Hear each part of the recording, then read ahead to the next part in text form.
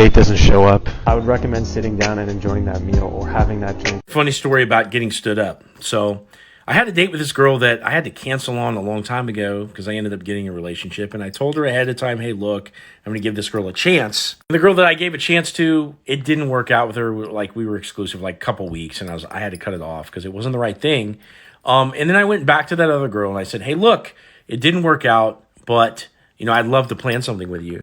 And she goes, you know what? I actually bragged to all my friends about you because no guy ever takes the time, to cancel or to tell you exactly what the deal is. They just ghost you. So she was excited to set up the date. Well, long story short, the day of the date comes. I'm standing there at the restaurant. I'm talking to the chick at the podium, the hostess.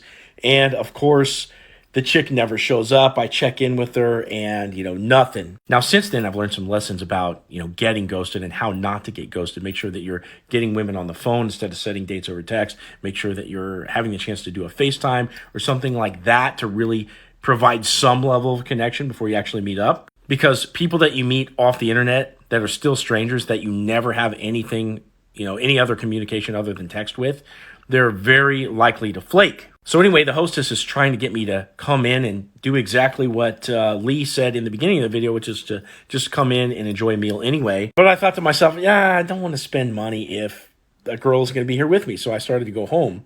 Well, on the way home, I am, ill-advisedly swiping on Bumble. And I matched with a girl that's in that area. And usually this isn't a good idea, but I went ahead and said, hey, look, I was supposed to have a date over here. She didn't show up. Do you want to come meet me out at this restaurant? And the girl said yes. She was an interesting person. She turned out to speak like 6 different languages. And the day ended with me and her basically making out at the side of her car.